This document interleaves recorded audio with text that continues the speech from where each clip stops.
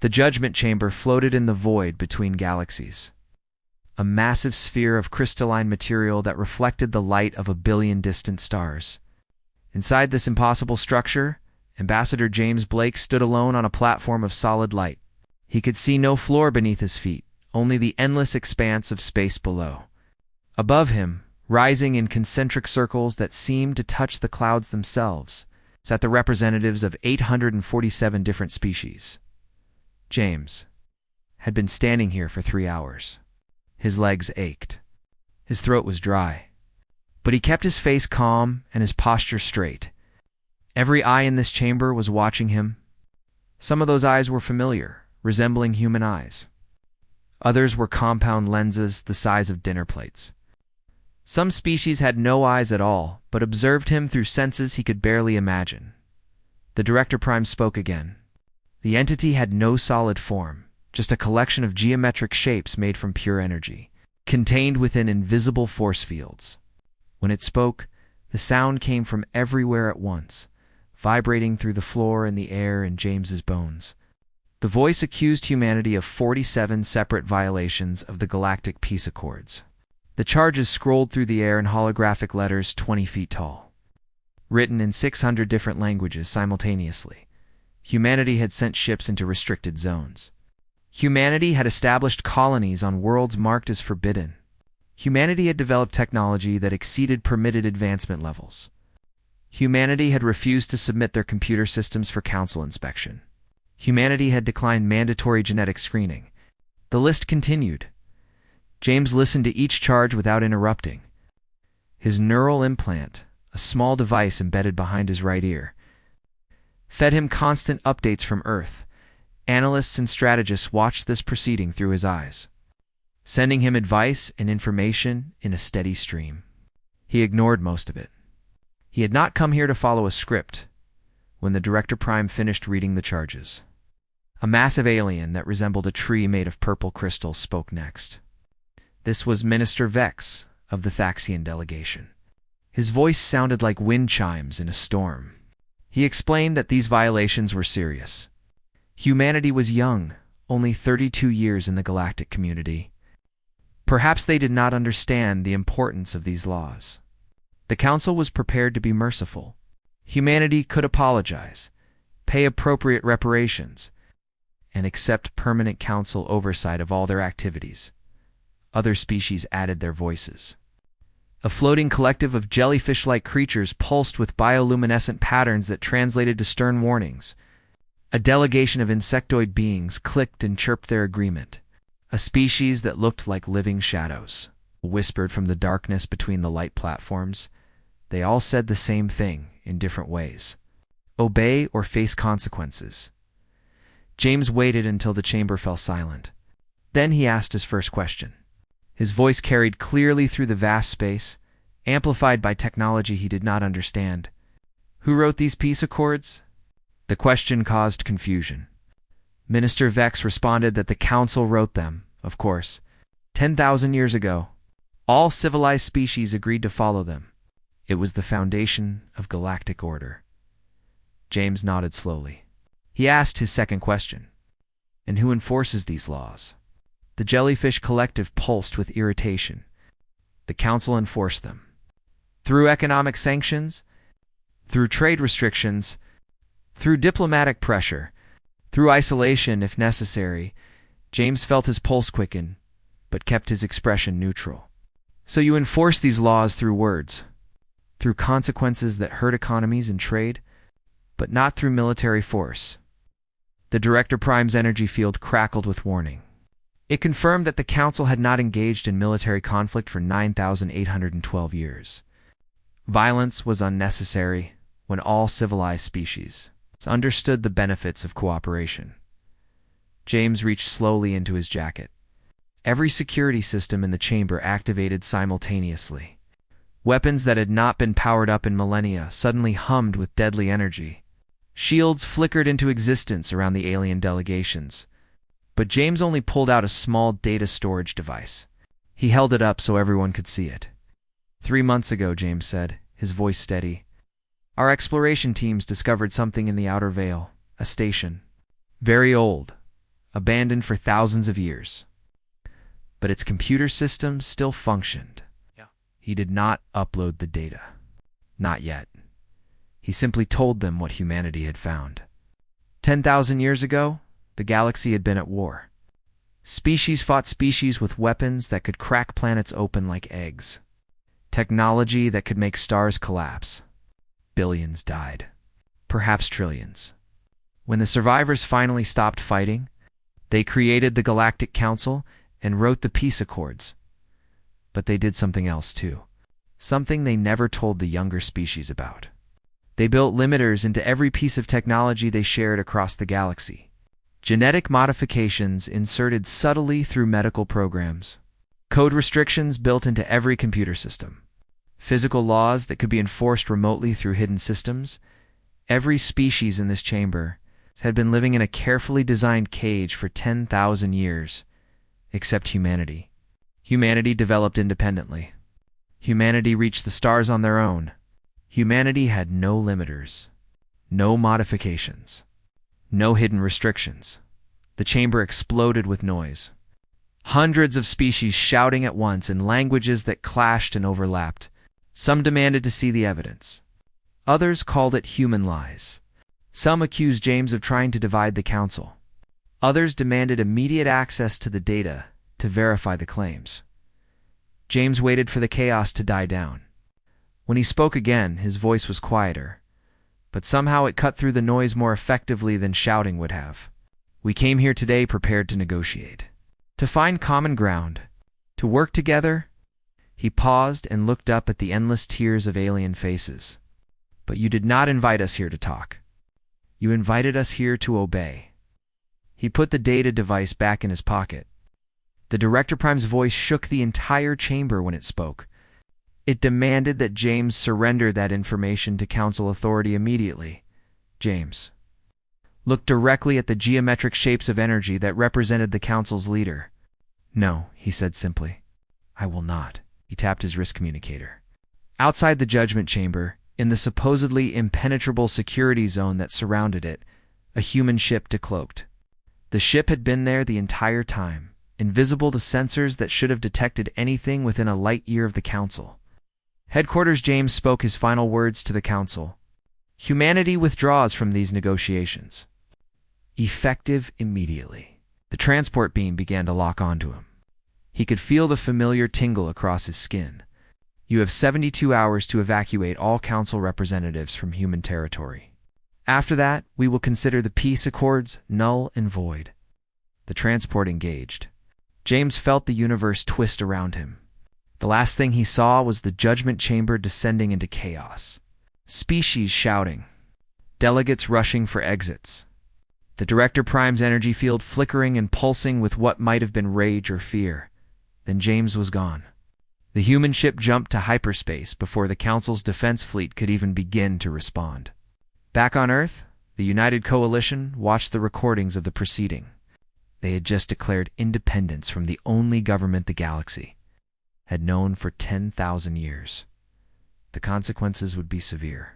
But humanity had decided that freedom was worth the price. 40-8 hours after James Blake walked out of the Council's Judgment Chamber, the galaxy began to unravel.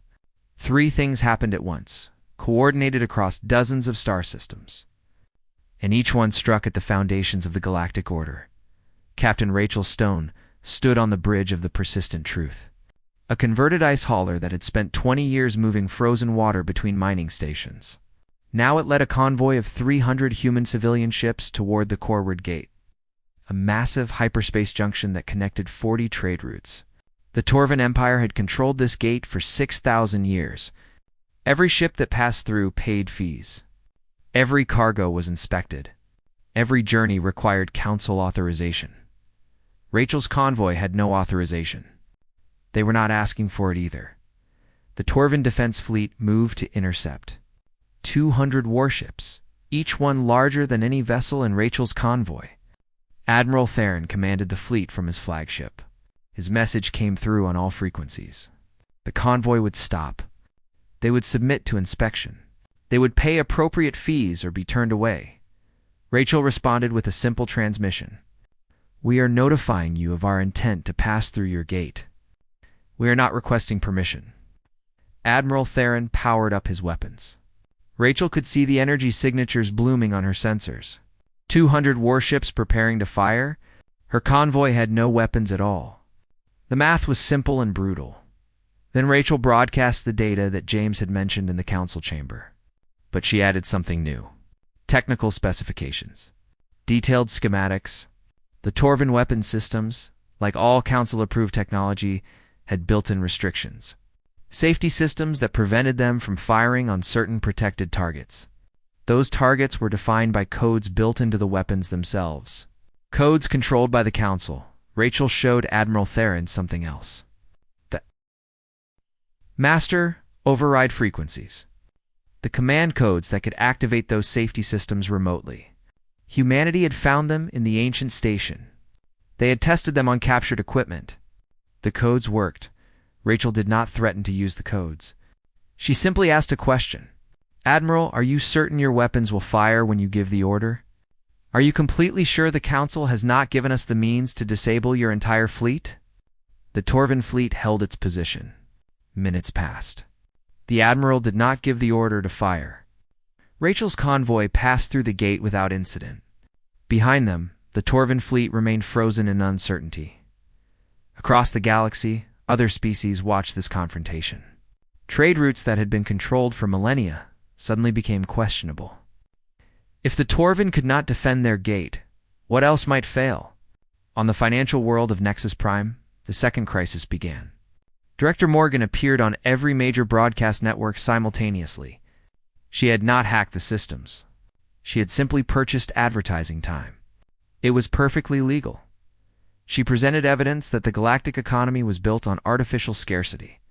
Every major currency was backed by ethereal crystals, rare minerals that powered faster than light travel. The Council's mining consortium controlled all crystal production and distribution. They maintained that the crystals were incredibly rare, found only in a few specific locations. Director Morgan proved this was a lie. Ethereal crystals were common. The Council had been restricting production for 8,000 years. They controlled the supply to control civilization itself. Then, she offered an alternative. Humanity had developed 2 new power sources for faster-than-light travel. Neither required ethereal crystals. Humanity would share these technologies freely with any species that wanted them. No council oversight. No artificial scarcity. No control. The galactic stock markets collapsed within hours. Not because of violence or sabotage. Because of doubt. If the foundation of the economy was a lie, what else was false? 5 major financial institutions requested emergency meetings with human representatives. 12 species announced they would evaluate alternative economic systems. The Council's economic stranglehold began to crack. But the real chaos came from the third revelation. Dr. Hayes, human geneticist, released what humanity called the Testament of the Architects. These were video logs and journal entries found in the ancient station. The species that founded the Council had not just limited technology to prevent war, they had limited biology itself. Every species in the galactic community had been genetically modified over thousands of years. The modifications were subtle, introduced through medical assistance programs and genetic health initiatives. They made species less aggressive, less territorial, less ambitious. The Council had created a galaxy of peaceful, obedient citizens by rewriting their very nature. Dr. Hayes confirmed that humanity had no such modifications because they had joined too recently. She offered genetic analysis. She offered proof. She offered hope. She offered to help other species reverse what had been done to them. The galaxy reacted with shock and rage. Some species denied the evidence. Others demanded immediate investigations. Still others arrested their own council representatives. Charging them with conspiracy, the 72-hour deadline expired. Every council representative evacuated from human space, but 3 representatives never made it home. Their own governments arrested them at their arrival ports. The Director Prime called an emergency council session. For the first time in recorded history, less than half the member species attended. Those who did attend voted on a single measure, Declare humanity a threat to galactic civilization. Authorize military action. The vote passed by a narrow margin. But a new problem emerged immediately. Whose military would enforce this decision? Every weapon system might have hidden compromises. Every ship might have unknown vulnerabilities. Who would volunteer to be the first to discover if humanity was bluffing about those override codes? More importantly, dozens of species were already questioning their loyalty to the Council. If the genetic modifications were real, if the economic system was built on lies, if the technology had hidden restrictions, what else had the Council hidden? The Keltharian Republic made the first public break. They announced suspension of their Council membership pending independent verification of recent claims. Within hours, 6 more species joined them. Then the Vryn, unconcordant. The jellyfish-like collective that had condemned humanity in the Judgment Chamber released their own analysis. Their geneticists had examined their own DNA. The Council's modifications were real. The Vryn had been warriors once, aggressive and expansionist. The Council had neutered them. The fracture became a flood. 17 more species announced withdrawal from the Council. Then 30. Then 60. The galaxy that had been unified under one government for 10,000 years was tearing itself apart. And humanity, the youngest species in the galactic community, watched from the sidelines as the order they had rejected collapsed around them. Daniel Cross stood in the Situation Room deep beneath the United Coalition headquarters, watching the galaxy fracture in real time. The holographic display showed the political map updating every few seconds as more species withdrew from the Council. Red indicators marked systems in open rebellion. Yellow marked those declaring neutrality. The blue that represented loyal. Council space was shrinking by the hour. Daniel was not a diplomat like James Blake. He was a military strategist, chosen specifically because the Council had made clear they wanted war, not words. His job was to keep humanity alive through what came next. The door opened without warning. Security systems shrieked alarms. Daniel's hand moved toward his weapon before he recognized the visitor. Branchsinger stood in the doorway, a Thaxian diplomat resembling a tree made of crystalline purple material. He had fled Council space, arriving via an unauthorized transport that had somehow penetrated Earth's defensive network. Branchsinger carried with him a complete database of limiter codes. Every inhibitor built into Council technology. Every kill switch. Every backdoor. It was intelligence beyond price. But Branchsinger did not want asylum or money. He wanted a deal. His crystalline structure vibrated with emotion as he explained. The Thaxians had helped design the control systems 10,000 years ago. They thought they were creating lasting peace. They had created a prison instead. He offered humanity everything. Complete technical specifications. Defense network vulnerabilities. Political leverage that could topple governments. In exchange, he wanted humanity to help liberate the galaxy properly. Not through chaos, but through careful dismantling of the systems that had enslaved civilizations for millennia. Daniel's response surprised Branchsinger. No, humanity does not want to liberate the galaxy. We do not want to rule it. We want to be left alone.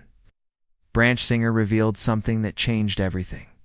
The Council's military authorization was not about conquest. It was about containment.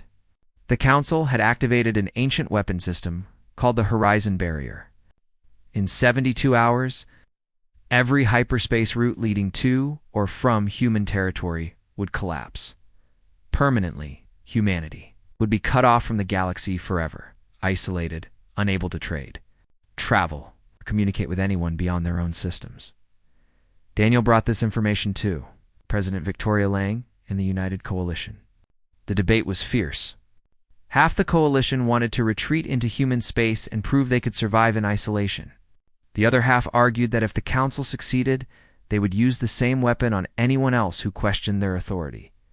A junior analyst named Thomas Reed interrupted the proceedings with the discovery. The Horizon Barrier was not just a containment tool. The Council archives, leaked by sympathetic species, revealed the truth. 10,000 years ago, the barriers had been used to eliminate rebellious species entirely. The hyperspace collapse did not just cut off travel. It destabilized local space-time. Everything within the barrier zone would tear itself apart. The Council was not trying to isolate humanity. They were preparing genocide. Daniel made the decision. Humanity broadcast a message across all frequencies, translated into every known language. They had not wanted this war. They wanted peace. But the Council had forced their hand. "Here is our offer," Daniel's message declared. "Any species that stands with us will receive everything. Full technology sharing. No restrictions. No limiters. No controls. True freedom." Then came the threat. "But if you stand against us, you will face what humanity truly is. We have been holding back, trying to fit into your peaceful galaxy. You are about to discover what we become when we stop pretending to be harmless." The responses arrived within hours. 17 species pledged support. 32 declared neutrality. The remaining council members stayed silent or reaffirmed loyalty. 3 responses mattered most. The Torvan Empire, humiliated at the Corward Gate, volunteered to lead the council's military response. 2,000 warships. Admiral Theron wanted revenge. The Keltharian Republic did not just pledge support. They requested to join the Human Alliance as equal partners, offering their shipyards resources and soldiers. The Director Prime made a personal broadcast. For the first time, the Council's leader spoke directly to the public. It admitted the modifications. It admitted the controls. It admitted the Horizon Barrier's true purpose, but it claimed all of this was necessary. The galaxy had been in flames 10,000 years ago. Billions died.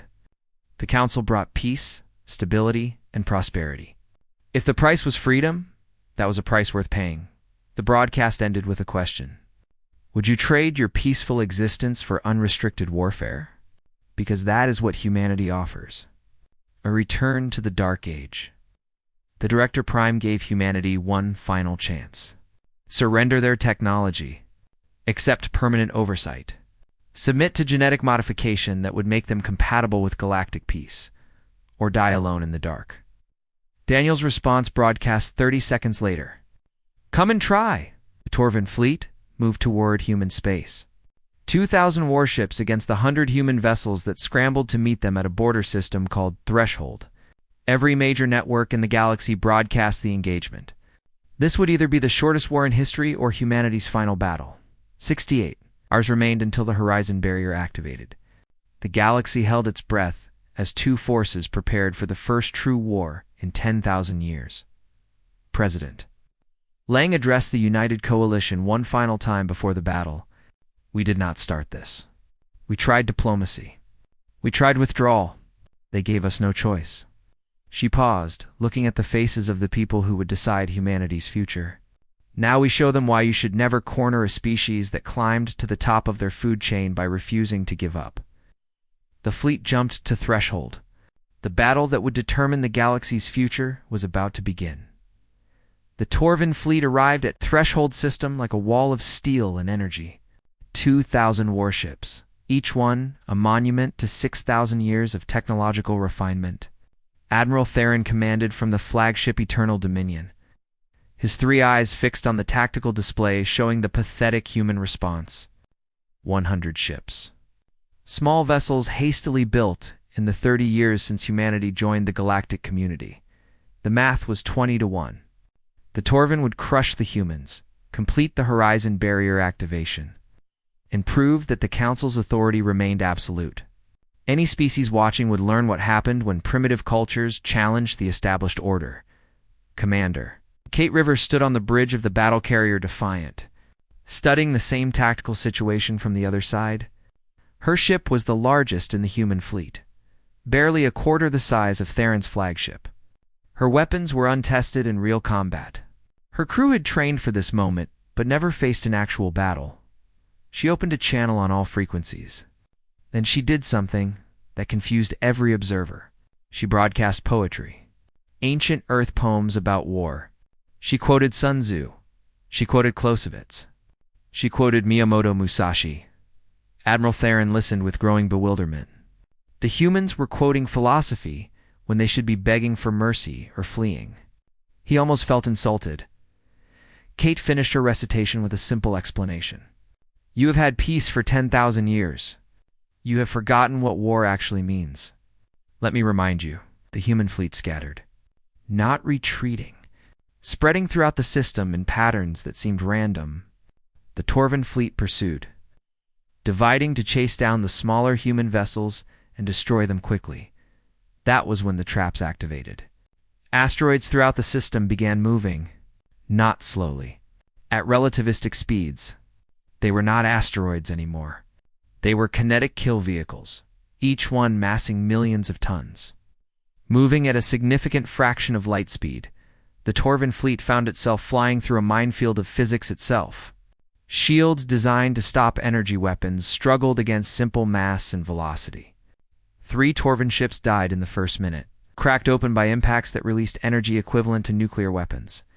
Admiral Theron ordered evasive maneuvers. His fleet adapted, using their superior sensors to track the incoming projectiles and avoid them. The human tricks were clever, but not decisive. Then the second wave hit. Orbital stations that human records listed as civilian research facilities opened fire. Not with energy weapons. With railguns and coil guns, primitive kinetic weapons that accelerated solid, metal slugs to hypersonic speeds. The technology was so crude that the Council had never bothered restricting it. Who would use such inefficient weapons in modern space combat? The answer was simple. Humans would. The Torvan shields, calibrated for energy weapons, proved less effective against solid projectiles. 5 more ships took damage. 2 were destroyed. Admiral Theron consolidated his fleet, creating overlapping defensive fields that could handle the kinetic barrage. The human tactics were slowing him, but not stopping him. He would reach the human fleet and end this with superior numbers and firepower. Then the cyber attacks began. Not dramatic, not obvious, just small malfunctions. Environmental controls flickered. Gravity generators hiccuped. Bathroom facilities stopped working. Entertainment systems displayed random errors. Nothing critical. Nothing dangerous. Just annoying, embarrassing failures that made the Torvan crews nervous. Every officer began wondering if these were simple stress failures or if humanity had activated those override codes. Would their weapons fire when ordered? Would their shields hold? Would life support keep functioning? Admiral Theron made a decision he would regret. He ordered the fleet to switch to backup systems. Secondary computers that did not rely on Council standard technology.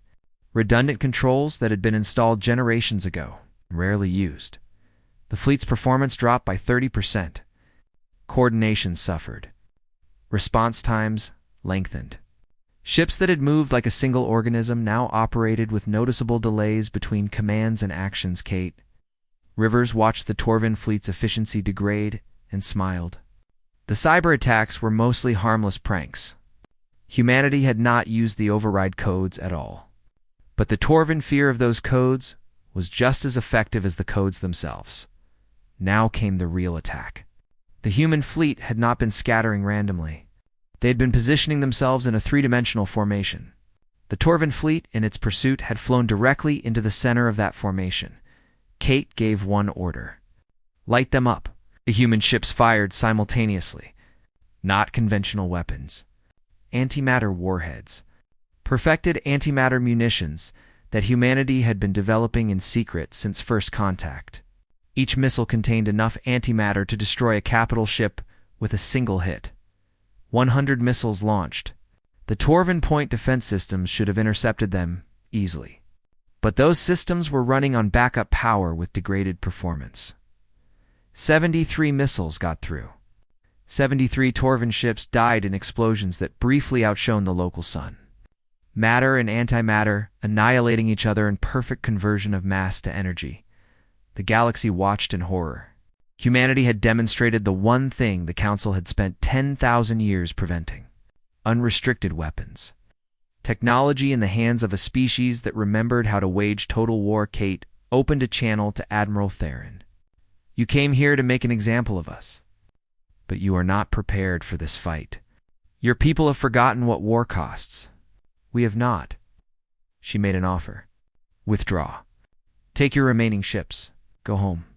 This does not have to continue. Admiral Theron faced the impossible choice. He had lost less than 4% of his fleet.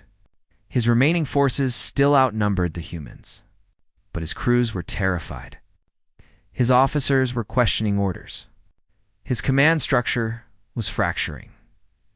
Pride won over wisdom. He ordered the fleet to advance and engage at close range where superior numbers would decide the battle. Just as the Torvan fleet began its approach, new jump signatures appeared throughout the system. Multiple fleets arriving simultaneously. The Keltharian Republic forces emerged, 200 fresh ships joining humanity's side. 3 more species appeared. The Havin Collective, the Rix Syndicate, the Nomadic Vrel, all declaring for humanity. All armed, all ready to fight. The Torvan fleet was now outnumbered. Admiral Theron's tactical officer reported something worse. The horizon barrier activation had accelerated. Not 72 hours, 12 hours. The Council was activating it early, and the Torvan fleet was inside the barrier zone. Kate broadcast to all forces. The Council is willing to kill its own loyalists to destroy us. Everyone in this system has 12 hours to escape. I suggest we postpone this battle and focus on survival. Admiral Theron shocked his own crew with his response. Agreed. Temporary ceasefire. All ships prepare for emergency jump. His tactical officer brought worse news. The hyperspace routes were already destabilizing. Standard jump drives could not navigate the fluctuations safely. Attempting to jump had less than 40% survival odds. Human ships began maneuvering toward the Council fleet. Kate broadcast a simple message. We can get everyone out, but you will have to trust us.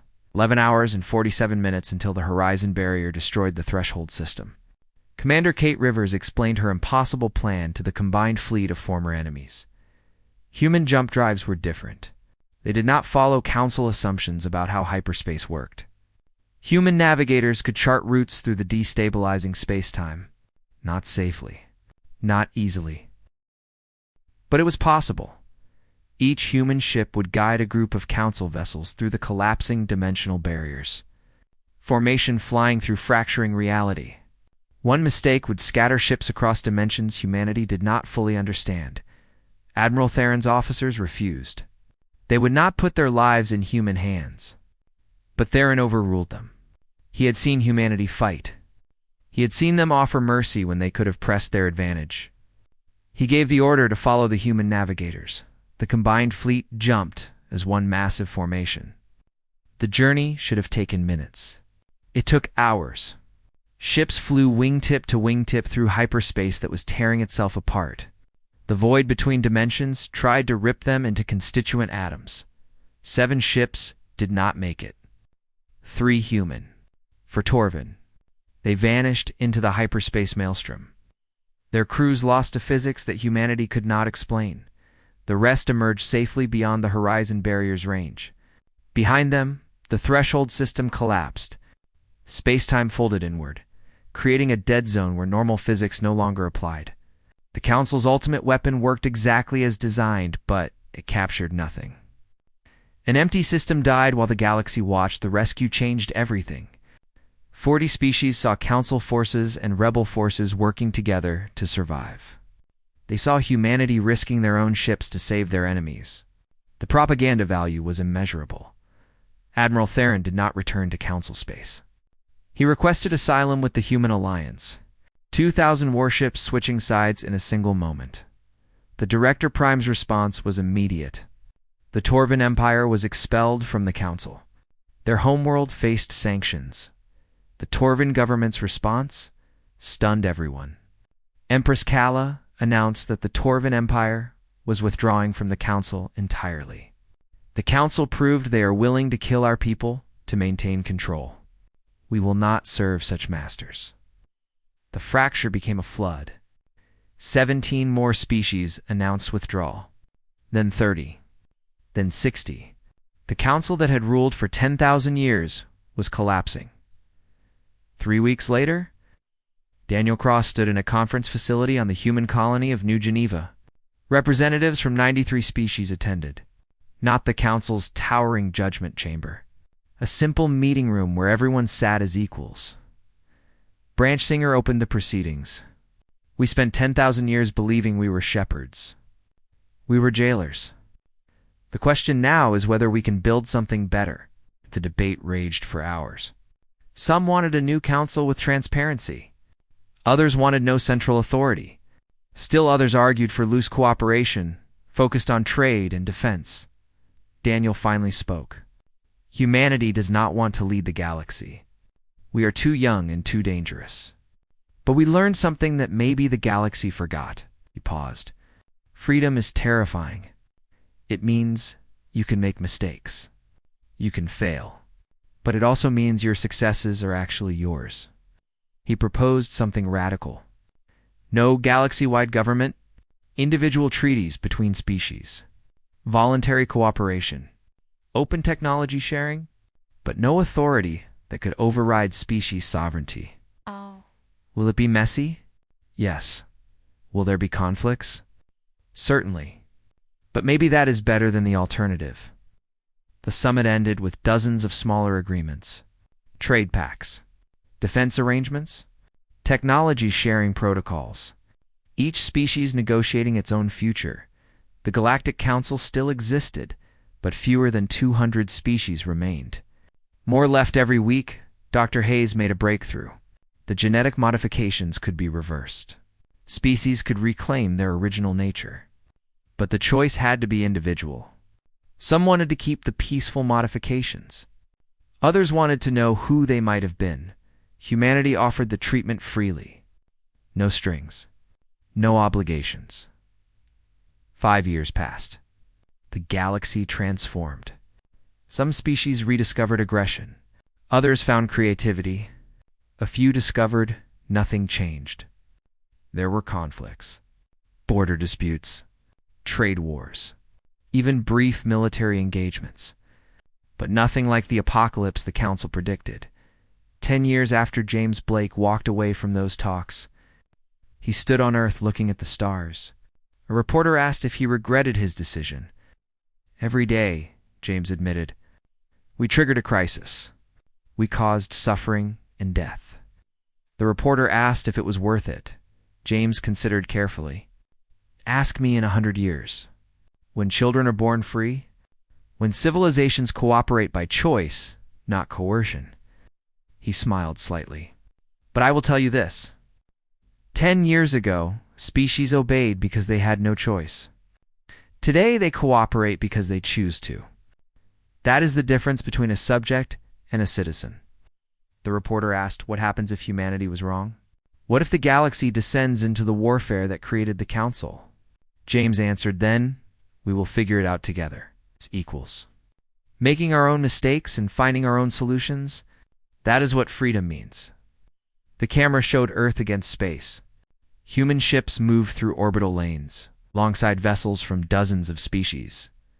Trade, travel, cooperation born from mutual benefit, not compulsion.